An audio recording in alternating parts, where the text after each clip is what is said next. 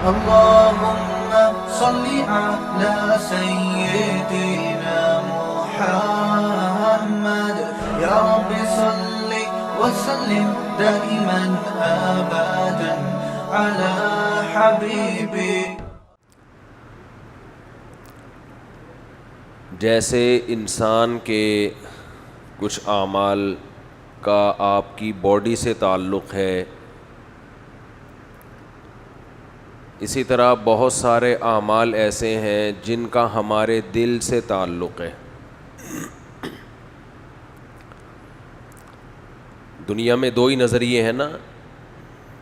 ایک نظریہ ہے کہ ہم آزاد ہیں، جس کی مرضی جیسی چاہے زندگی گزارے. یہ غیر مسلموں کا نظریہ ہے، اور وہ اسلام کو اسی لیے پسند نہیں کرتے کہ اسلام میں جگہ جگہ پابندیاں ہیں. اور پھر جو اسلام قبول کر لیتے ہیں وہ مولاناؤں کو پسند نہیں کرتے کہ ان کے ہاں بھی مزید پابندیاں ہیں کچھ. تو پابندی ایک ایسی چیز ہے جس سے ہر انسان بھاگتا ہے، اور ہر انسان چاہتا ہے کہ مجھے آزادی ملے. یہ جو انسان کے اندر جذبہ ہے آزادی کا، یہ جذبہ اسے مذہب سے بھگاتا ہے. سمجھ رہے ہیں؟ یہ جذبہ کیا کرتا ہے؟ مذہب سے دور کرتا ہے آپ کو. مثال کے طور پر آپ کے آفس میں آپ کا باس آپ کو کہے کہ بھائی صبح 8 بجے آپ نے دفتر پہنچنا ہے اور شام 5 بجے آپ کی چھٹی ہوگی. یہ کتنے گھنٹے ہو گئے؟ 9 10 11 12 1 2 3 4 5 9 گھنٹے. 8 گھنٹے کر لو اس کو، مثال بھی ایسی دو نا تاکہ 4 بجے صبح 9 بجے پہنچنا ہے اور 5 بجے آپ کی چھٹی ہوگی. تو یہ ٹوٹل ٹائم کتنا ہو گیا؟ 8 بجے. اب آپ کو باس یہ کہتا ہے کہ تمہیں اختیار ہے، چاہو تو ہم 9 بجے سے 5 بجے کا ٹائم کر دیتے ہیں، چاہو تو ہم تمہیں اختیار دیتے ہیں کہ 8 گھنٹے جس ٹائم پورے کرو، یہ تم پر ہے. تم صبح 4 بجے آ جاؤ اور 5 گھنٹے پہلے چھٹی کر لو. تم 9 کے بجائے 11 بجے آ جاؤ تو ادھر سے 2 گھنٹے بڑھا لو. تو یعنی ایک تو یہ کہ 9 سے 5، دوسرا آپشن یہ ہے کہ 8 گھنٹے کسی بھی طرح تم نے پورے کرنے ہیں، یہ تمہارے اوپر ہے. اب تم خود چاہو تو 9 بجے آ جاؤ، یہ باقی تمہاری مرضی. تو آپ کس آپشن کو ترجیح دیں گے؟ بولو نا دوسرے کو. بھائی اس میں کیا ہوں؟ آزاد ہوں. بعض دفعہ ایسے ہوتا ہے، کوئی مسئلہ ہوتا ہے، مسئلہ تو کوئی بھی ہو سکتا ہے نا، کسی بھی. میرے پاس لوگ آتے رہتے ہیں نا. اب زیادہ رش ہو گیا ہے تو میں مسئلوں کا حل ایسے کر رہا ہوں کہ جب اس سے پوچھتا ہوں کیا ہے، کہتے ہیں کوئی مسئلہ ہے، کہتا ہوں قریب میں سر سید تھانہ ہے. کوئی بھی مسئلہ ہو، کوئی بھی ٹینشن ہو تو قریب میں تھانہ ہے. پولیس کو بٹھایا گورنمنٹ نے مسئلوں کے حل کے لیے. ہاں شرعی مسئلہ ہے تو ایک الگ بات ہے، لیکن ویسے کوئی مسئلہ ہے، ویسے بھی بہت سے مسائل ہوتے ہیں نا. پڑوسی تنگ کر رہے ہیں، سسر صاحب نے دماغ کھایا ہوا ہے، بیگم کے مسئلے ہیں، تو بھائی اس کے لیے کون ہے؟ پولیس ہے. تو انسان کو اگر آپشن دیا جائے بھائی آزاد رہنا چاہتے ہو یا پابندیاں، تو انسان ترجیح کس کو دیتا ہے؟ اب کچھ لوگ فوج میں جانے کو پسند کرتے ہیں، ذرا ان کی مزاج میں لڑائی اور بہادری کے جوہر دکھانا اور تھوڑا سا اسلحہ ہاتھ میں ہو، ایک اپنے بھرم ہوتے ہیں نا اس. لیکن اس بھرم کا تو ہر ایک کو شوق ہوتا ہے، جاتے سارے بولو نہیں ہے. وجہ کیا ہے بھائی؟ بھرم کے ساتھ ساتھ پابندیاں بھی بہت ہیں. 1 سال کی ٹریننگ ہے، پھر کپڑے بھی اپنی مرضی کے نہیں پہن سکتے. آج آپ کا دل چاہ رہا ہے کاٹن کلف کا، تو بھائی تو جو وردی ہے وہ پہننی پڑے گی. پھر اگر کہیں بھی تشکیل کر دی, ٹرانسفر کر دیا, تو آپ کے پاس نو کا آپشن نہیں ہے. سر میری نانی کی طبیعت بہت خراب چل رہی ہے, میں فی الحال بارڈر پہ جانے کا میرے اندر بالکل بھی, میں نہیں جا سکتا فی الحال. تو پابندیوں سے, اچھا جو ابا پابندیاں زیادہ لگاتے ہوں بچوں کو, ایسے ابا بالکل بھی پسند, بولو نا, نہیں ہوتے, بالکل بھی پسند نہیں ہوتے ایسے. اکثر لوگ اپنے ابا کی تعریف کرتے ہیں میرے سامنے بچے, میرے ابا بہت اچھے ہیں. میں سمجھ جاتا ہوں اس کے ابا کسی کام کے نہیں ہیں. اس کا مطلب یہ ہے اس کے ابا کسی کام کے, کوئی روک ٹوک ہے ہی نہیں. گٹکا کھاؤ, چرس پیو, نماز پڑھو نہیں پڑھو, صبح اپنی مرضی سے اٹھو, تو ایسے ابا تو بھائی سب کو ہی اچھے لگیں گے نا. خواتین جو ہیں جب ان کے رشتے آتے ہیں مذہبی گھرانوں سے, یہ ایکسیپٹ نہیں کرتی, یہ ان رشتوں کو قبول نہیں کرتی. کیوں؟ بھائی پابندیاں ہوں گی, اکیلے سفر نہیں کرنے دیں گے, بھائی محرم ہونا چاہیے, اللہ ماشاء اللہ کوئی ضرورت ہو تو ایک الگ بات ہے. ہمارے ہاں تو بھائی خواتین شاپنگ بھی اکیلے نہیں کرتی, کوئی نہ کوئی بندہ ساتھ ہوتا ہے.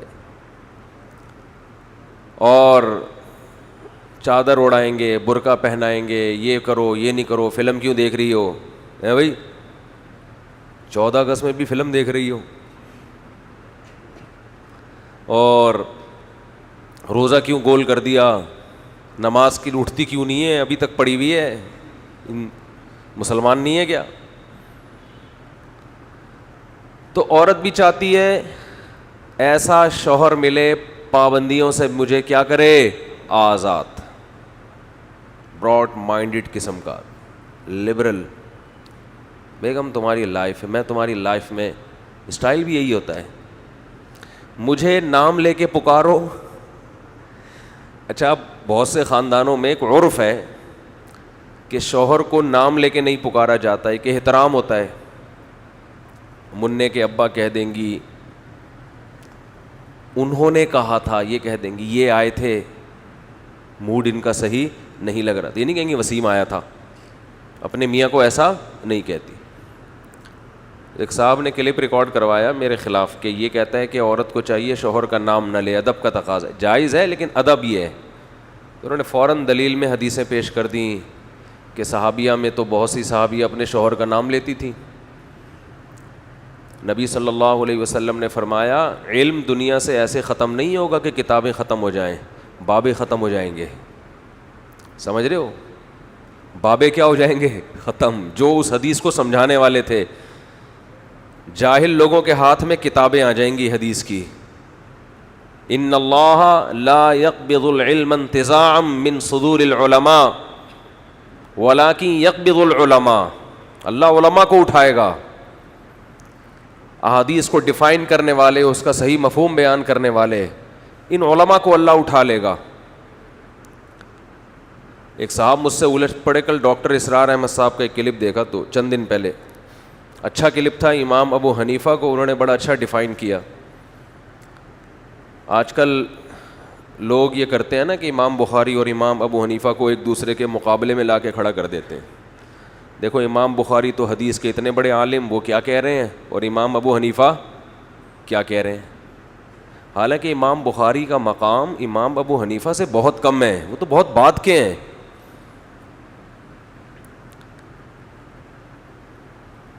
امام ابو حنیفہ تو انہوں نے تو صحابہ کی زیارت کی ہے. امام ابو حنیفہ کے شاگرد تھے امام محمد, بہت چھوٹے تھے عمر میں. امام محمد کے شاگرد تھے امام شافعی. امام شافعی کے شاگرد تھے امام احمد ابن حنبل. امام احمد بن حنبل کے بعد امام بخاری ہیں. تو کتنی پشتوں کا فرق ہو گیا. امام ابو حنیفہ نے جو حدیث کا علم حاصل کیا ہے براہ راست علی اور عبداللہ بن مسعود کے شاگردوں سے حاصل کیا ہے, براہ راست. اس میں لمبی لمبی سندیں نہیں تھیں اس وقت, تابعین اور صحابہ کو اپنے سامنے نمازیں پڑھتے ہوئے دیکھا. وہ تابعین، وہ صحابہ جو ابھی نبی کے دور کے بالکل قریب قریب ہیں، ان میں بہت سو کو حدثنا فلان قال حدثنا فلان کی ضرورت نہیں تھی، مشاہدے کا علم تھا، مشاہدے کا.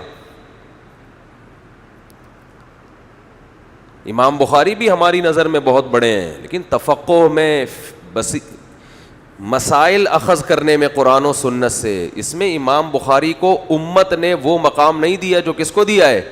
امام ابو حنیفہ کو. بلکہ اس میں تو امام احمد بن حنبل کا مقام بھی امام بخاری سے زیادہ ہے. حالانکہ امام احمد بن حنبل کو 2% لوگوں نے فالو کیا ہے. کتنے فیصد؟ 2%. جبکہ امام بخاری کو مسائل میں 1% لوگوں نے بھی فالو نہیں کیا. لوگوں سے مراد امت کے علماء صلحاء. تو ہر چیز کو اس کا مقام دینا چاہیے جو اس کا ہے. امام بخاری کا مقام حدیث میں بہت زیادہ ہے.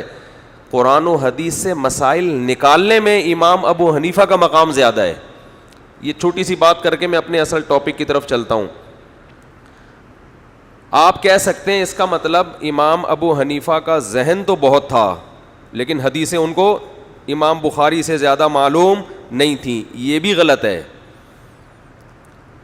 امام بخاری رحمہ اللہ تعالیٰ فرماتے ہیں میں حدیث کا علم حاصل کرنے کے لیے دمشق اتنی دفعہ گیا، حجاز اتنی مرتبہ گیا، مصر اتنی مرتبہ گیا، فلاں جگہ اتنی مرتبہ گیا، کوفہ کتنی مرتبہ گیا، لا احصی، میں اسے شمار نہیں کر سکتا. کیونکہ مدینہ اور کوفہ یہ 2 جگہیں علم کا مرکز تھیں، اور علم سے مراد حدیث کا علم ہے یہاں پہ، قرآن اور حدیث کا علم. کیونکہ مدینہ تو مدینہ ہے، بہرحال نبی کی آخری آرام گاہ، صحابہ تابعین تھے. کوفہ میں بھی حضرت عمر کے دور میں عبداللہ بن مسعود گئے ہیں، اور حضرت علی موو کر کے، ہجرت کر کے کہاں چلے گئے تھے؟ کوفہ. تو حضرت علی کا سارا علم کہاں منتقل ہوا ہے؟ کوفہ میں، اور ان کے ساتھ 1400 صحابہ گئے ہیں. تو اس لیے آپ قرآن جس قراءت پہ پڑھتے ہیں وہ بھی کوفہ کی قراءت ہے. یعنی ہم جو قرآن پڑھ رہے ہیں نا، یہ قاری کہاں کے تھے؟ کوفہ کے قاری تھے، جن کی قراءت پوری دنیا میں مشہور ہوئی ہے. یعنی قرآن اس امت نے کوفہ کے لوگوں سے سیکھا ہے.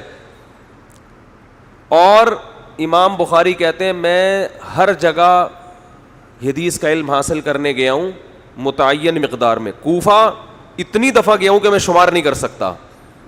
اس کا مطلب کوفہ میں حدیث کا علم سب سے بولو زیادہ تھا، کیونکہ عبداللہ بن مسعود اور حضرت علی کے شاگرد تھے وہاں پہ. تو امام حنیفہ تو ہیں ہی کوفہ کے، انہوں نے تو براہ راست ان لوگوں سے علم حاصل کیا ہے. اور پھر آپ نے سفر بھی کی امام حنیفہ نے حدیث کے لیے. اور اس امت کا اجماع ہے کہ جب کسی کو مجتہد کہا جاتا ہے، فقیہ کہا جاتا ہے، تو اس کا مطلب قرآن و حدیث کا علم کے بعد یہ فقیہ بنتا ہے، اس سے پہلے تو بن ہی نہیں سکتا. تو یہ علم پہلے آتا ہے، فقاہت بعد میں آتی ہے. ڈاکٹر اسرار احمد صاحب نے ایک حدیث کی بڑی اچھی تشریح کی، لیکن چونکہ ان کی وہ علمی اصطلاحات نہیں استعمال کرتے زیادہ، تو میں اس کو اور انداز سے بیان کرتا ہوں جو ہم طلبہ کو بتاتے ہیں. ایک اہل حدیث عالم مجھ سے کہنے لگے کہ امام ابو حنیفہ رحمہ اللہ تعالیٰ نے، یہ ایپلیکیشن تو 360 ہے نا، 360، اس کے بارے میں نے کچھ تھوڑی سی بات کرنی ہے. ہیلو، مجھے یاد دلانا، رہ نہ جائے کہیں. اس کے بارے میں غلط فہمی لوگ میری طرف منسوب کر رہے ہیں، میری وجہ سے غلط فہمی پھیل رہی ہے، وہ میں ذرا اس کو ڈیفائن کروں گا. انہوں نے کہا کہ امام ابو حنیفہ رحمہ اللہ تعالیٰ کا مسلک یہ ہے، محدث تھے نا، ان کا مسلک یہ کہ ایمان بڑھتا بھی ہے اور بولو گھٹتا بھی ہے. امام ابو حنیفہ کہتے ہیں ایمان نہ گھٹتا ہے اور نہ بول لو نا بڑھتا ہے. آپ جب بھی امام ابو حنیفہ کا قول پہلی نظر میں دیکھیں گے نا، پہلی نظر میں آپ کو ایسا لگے گا قرآن و حدیث کے خلاف ہے. اسی چیز سے ہمارے بہت سے اہل حدیث بھائیوں کو دھوکا ہوا ہے. ان کو لگا کہ امام حنیفہ کے پاس حدیث کا علم نہیں تھا یا وہ قرآن حدیث کے خلاف چلتے تھے. پہلی نظر میں لگے گا آپ کو ایسا، لیکن فقیہ اسے کہتے ہیں جو بہت ڈیپ میں جا کے، بہت گہرائی میں جا کے حدیث کو اور قرآن کو ڈیفائن کرتا ہے. اگر ایسا ہی ہوتا کہ حدیث لی اور عمل کرنا شروع کر دو، پھر فقاہت کی ضرورت نہیں تھی. اور فقاہت کی ضرورت خود حدیث سے ثابت ہے. رسول اللہ صلی اللہ علیہ وسلم نے فرمایا, صحیح حدیث ہے, ناصر الالبانی نے اس کو صحیح قرار دیا ہے, فرمایا بلغوا عنی ولو آیا, جو کچھ مجھ سے سنو آگے پہنچا دو. حدیث میں آتا ہے رب حامل فقہ غیر فقیہ, کچھ لوگ علم کی بات جانتے ہیں مگر سمجھتے نہیں ہیں. تو آگے پہنچاؤ گے, عین ممکن ہے جس کو بتا رہے ہو وہ تم سے زیادہ اس کا اچھا مطلب جانتا ہو. تو اس میں تو نبی نے خود فرمایا ہے کہ اس امت کو اللہ نے 2 حصوں میں ڈیوائیڈ کیا ہے. ایک فقہا جو ایسا مفہوم بیان کریں گے جس کی طرف تمہاری توجہ نہیں جائے گی, اور کچھ ہوں گے جو حدیث کے ظاہر کو لے رہے ہوں گے, وہ اس گہرائی میں نہیں جائیں گے. تو وہ مجھ سے کہنے لگے کہ امام حنیفہ کہتے ہیں کہ ایمان نہ گھٹتا ہے نہ بڑھتا ہے. قرآن میں جو جگہ جگہ آتا ہے کہ یزیدہم ایمانا زادہم ایمانا, کہ صحابہ کا ایمان کیا ہو گیا, بڑھ گیا. غزوہ احزاب کے بارے میں ہے نا کہ لوگوں نے بتایا کہ لوگ تمہارے خلاف جمع ہو رہے ہیں, فخشوہم, ان سے ڈرو. تو صحابہ بجائے ڈرنے کے, غزوہ احد میں ایسا ہوا تھا نا کہ تو فزادہم ایمانا, قرآن کہہ رہا ہے بجائے ڈرنے کے ان کا ایمان اور زیادہ بڑھ گیا. تو جگہ جگہ قرآن میں آتا ہے کہ جب ہماری آیات نیک بندوں پہ تلاوت کی جاتی ہیں تو ان کا ایمان بڑھ جاتا ہے. تو ظاہر ہے جو چیز بڑھتی ہے وہ کم بھی تو ہوتی ہے نا. اور امام حنیفہ کہتے ہیں ایمان نہ گھٹتا ہے نہ بڑھتا ہے. تو آپ کو تو لگے گا یہ بالکل قرآن کے خلاف, ان کو تو پتہ ہی نہیں. جس کو اتنا نہ پتا ہو وہ مجتہد یا فقیہ یا امام تو دور کی بات, میرا خیال ہے یہ تو وہ تو اس کا مطلب انہوں نے ناظرہ قرآن بھی نہیں پڑھا, ابھی دیکھ کے بھی نہیں پڑھا ابھی تک. اتنی موٹی موٹی آیتیں ان کی نظر سے ہو جلیں. یہ وہی ہے جیسے ایک جماعت المسلمین والے نے کہا کہ قرآن میں تو لکھا ہے کہ مائیں اپنے بچوں کو 2 سال دودھ پلائیں گی, اور امام حنیفہ کہتے ہیں 2.5 سال. میں نے کہا یہ آیت 15ویں صدی میں آپ کو معلوم ہے جبکہ آپ پراپر عالم بھی نہیں ہو. تو امام ابو حنیفہ جو صحابہ کے شاگرد تھے, پوری زندگی قرآن و سنت میں لگا دی انہوں نے, ان کو اتنا بھی نہیں پتا ہوگا کہ قرآن کہہ رہا ہے کتنے سال ہے. یہ مجھے معلوم ہے آیت, آپ کو معلوم ہے. تو میں نے کہا اس کا مطلب پھر امام حنیفہ نہیں تھے, وہ تو اس سے تو ایک ہماری پہلی کلاس کا بچہ جس نے ناظرہ پڑھا ہوا ہو نا, ترجمہ پڑھا ہوا ہو, اس کو زیادہ آتا ہے اس کا مطلب. میں نے کہا امام ابو حنیفہ رحمہ اللہ تعالیٰ کو وہ آیت بھی آتی تھی جس سے 2 سال کا پتہ چل رہا ہے, وہ بھی آتی تھی جس سے 2.5 کا پتہ چل رہا ہے. آپ کو صرف یہ والی آتی ہے, وہ والی نہیں آتی. مفتی طارق مسعود صاحب کے بیانات سننے کے لیے youtube.com/مفتی طارق مسعود کو سبسکرائب کریں, اور اگر آپ لائیو ویڈیو کو کبھی بھی مس نہیں کرنا چاہتے ہیں تو سبسکرائب کرنے کے بعد بیل آئیکن پہ کلک کرنا مت بھولیں. جزاک اللہ.